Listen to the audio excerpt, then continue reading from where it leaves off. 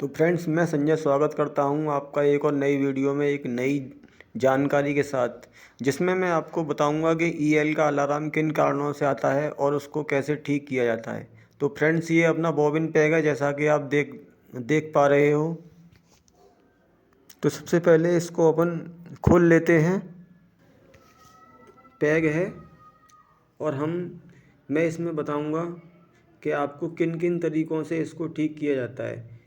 ठीक है, तो ये 4 की एलंकी से देखो, यहाँ से इसके मतलब स्क्रू खोल लेते हैं। सबसे पहले एक इधर लगा है और एक इधर लगा है, दोनों साइड में एक एक स्क्रू लगा हुआ है।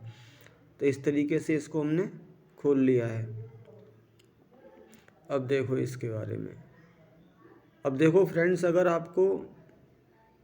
अगर बेल्ट लगाना है ना, जैसे आपका बेल्ट अगर टूट गया है तो इसका बेल्ट क्या है कि अब एकदम से अलग नहीं टूटता है, मतलब हल्का सा भी टूट जाएगा तो भी इसमें ईएल आएगा। तो आप इसकी बेल्ट को मतलब चेक कर लें कि इसकी बेल्ट तो कहीं टूटी हुई नहीं है। और बेल्ट अगर आपको नया लगाना हो तो देखो, एक ये लीवर जो लगे हुए हैं इसमें छोटे लॉक लगे हुए हैं, तो आप इस तरह का एक चाकू या छोटा कोई पेचकस वगैरह लेके इसके लॉक निकाल के लीवर को निकाल दो।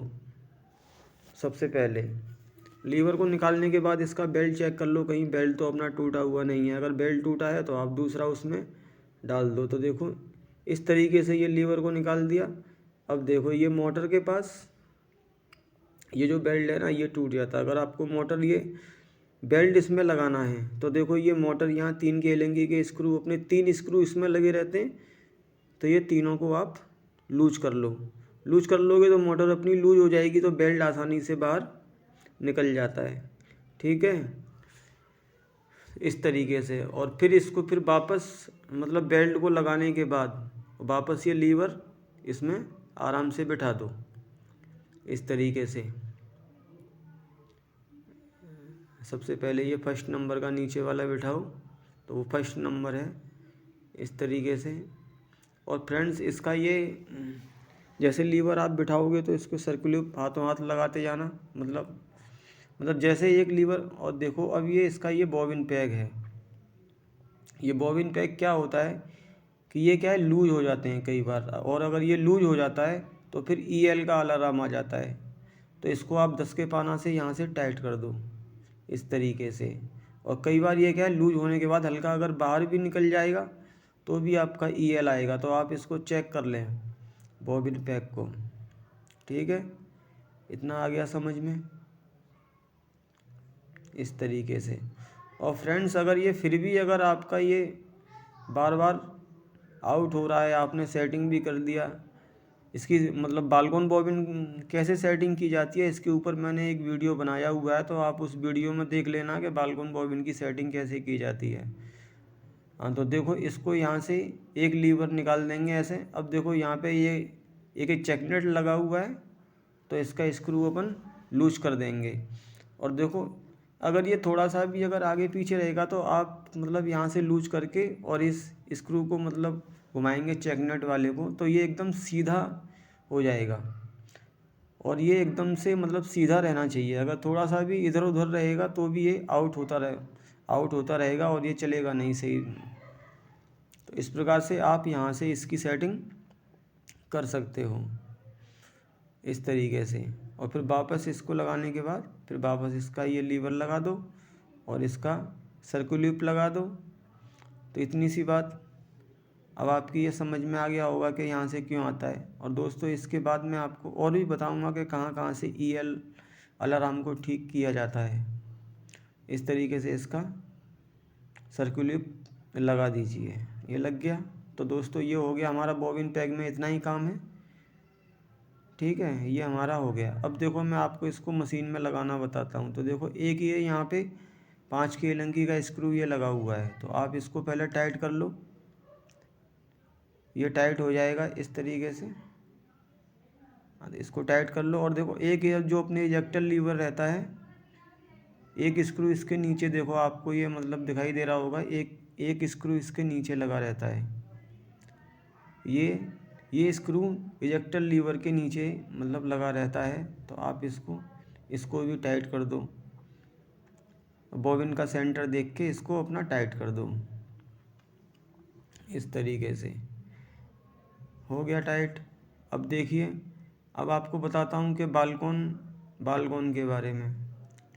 तो देखिए फ्रेंड्स, अब देखो ये इसका हम कनेक्शन कर देंगे बॉबिन पैक का यहाँ पे, इस तरीके से। ये दो केबलें रहती हैं इसकी, तो इसका यहाँ पे हम कनेक्शन ये इस तरीके से लगा देंगे। और जो ये बाहर निकला हुआ ना, कनेक्शन करने के बाद इसको बाहर की तरफ इसको मतलब धक्का दे के बाहर अंदर की साइड में इसको बिठा देंगे इस तरीके से। और नीचे जो इसका कैप जो लटका हुआ है ना, ये वाला कैप, इस वाले कैप को लगा देंगे इस तरीके से। ये हमारा हो गया बॉबिन पैक का काम फाइनल। अब इसके बाद में मैं आपको बताता हूँ कि बालकोन में कार्य कैसे करना है आपको। तो देखिए फ्रेंड्स, ये है अपना बालकोन। ये देखो, मैं नीचे करके आपको दिखाता हूँ। ये देखो, ये नीचे अपना आ गया ये बालकोन, ये अपना बालकोन है। तो फ्रेंड्स ये देखो, ये साइड में अपनी जो एलईडी लाइट जो पीसीबी लगी हुई है, मतलब जैसे ही हमारा बॉबिन से धागा मतलब थोड़ा थोड़ा मतलब ख़त्म होता रहता है ना, वैसे ही वहाँ पे ये लाइट मतलब ऑन ऑफ होती रहती है। ये देखो, ये आप मतलब दिखाई दे रही होगी, ये लाइट मतलब बंद चालू हो रही है इस तरीके से। तो देखो इधर ये अपना ये मतलब बंद चालू। अब इसको हम मतलब इसमें आपको फिलाई नहीं रहनी चाहिए।